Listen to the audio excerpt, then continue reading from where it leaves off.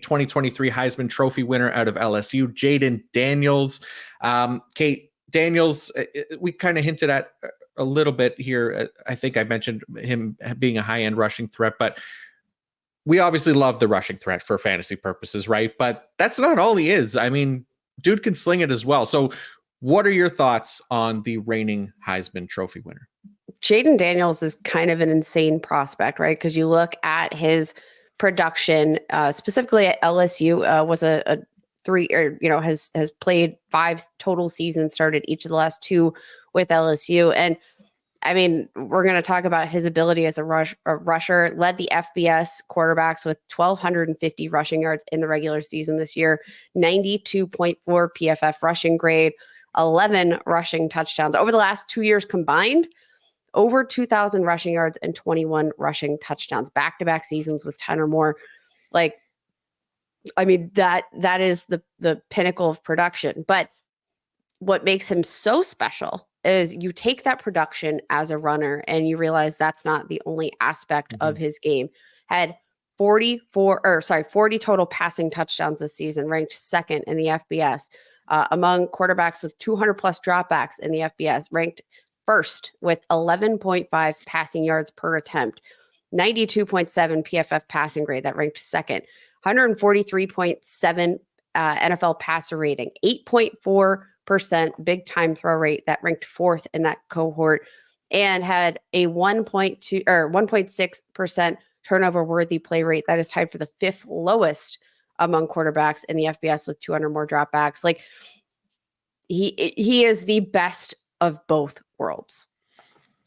Yeah, he's been awesome. Like, I, again, originally watching him, just kind of highlights that I'd see of him during the 2023 season, a lot of like rushing highlights and stuff like that, but actually getting a chance to sit back and watch the tape, you see why he's ranked so highly in a lot of drafts and big boards and things like that.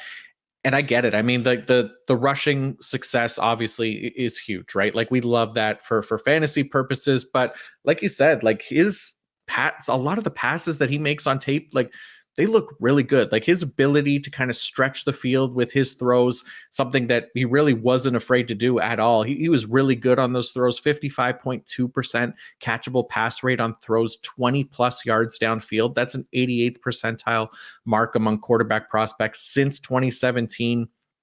He was 81st percentile in that regard on 10 plus yard throws, and then 91st percentile catchable pass rate overall. So accurate as well.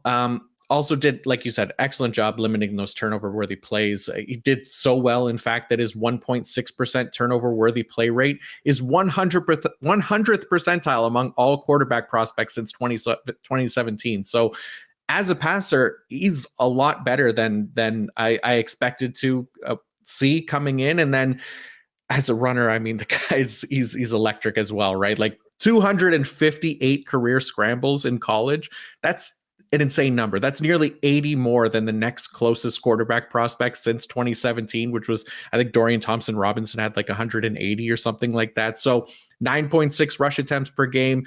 If you're going to run that much, you better be good at it. And he is. 0.31 missed tackles forced per attempt, 7.5 yards per carry, 4.05 yards after contact per attempt, 28.5% explosive run rate. I mean, these are like 95th percentile and above numbers for quarterback prospects. So elite rushing metrics from him. The only thing I think that kind of stood out, and something that we saw hurt Anthony Richardson last year, who we also loved as a kind of dual threat quarterback, was taking a lot of hits. And Trevor Sikkema highlighted this in the draft guide as well, but definitely he needs to slide more, right? There's no need to take as many hits as he does, especially as running as much as he does.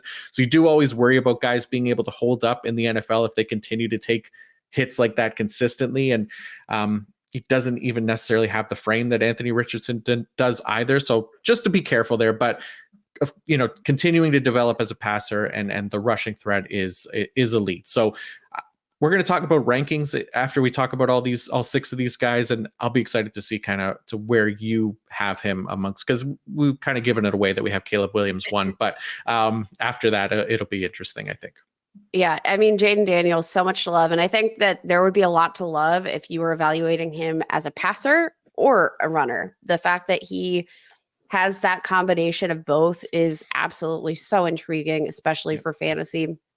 Like he is a legitimate threat as a rusher and a passer. And I will say that is the one thing you mentioned, the hits that he takes. He's 6'4", 210 pounds. And, you love to see the height, but 210 pounds on a 6'4" frame, he's lanky. Doesn't always show up in his game, but when he takes hits, he does look lanky because every time he takes a hit, and let me tell you, there's not like any sort of protective measure of his game. Like he is a bowling ball.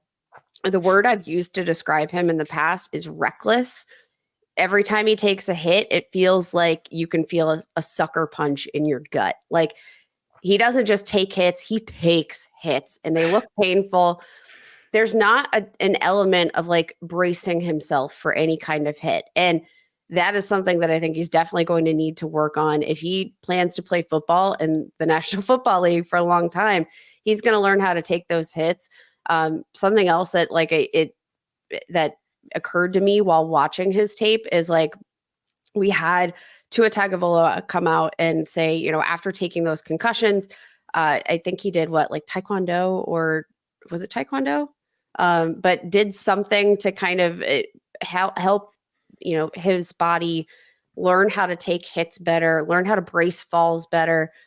Watching Jayden Daniels, I was like, he needs to do a little bit of whatever Tua did to help that element of his game and protect himself better from injury, because I do think his play style, while it poses a ton of upside and excitement, it's not going to be long before we're talking about him in terms of a serious injury. Like he needs to put on some muscle, and I think he just needs to be a little bit smarter with the way he plays football, because all the traits are there. The talent is there. He's got a solid arm. He's got athleticism off the charts. But if he's not on the football field due to injury, none of it matters. Yeah, no, absolutely. I would hope that that's something that, gets coached up at the next level, because it just becomes all the more scary when it's NFL defenders kind of rearing down on you. And it just, again, those hits already make you cringe, but it becomes a little bit more worrisome in the NFL as well. So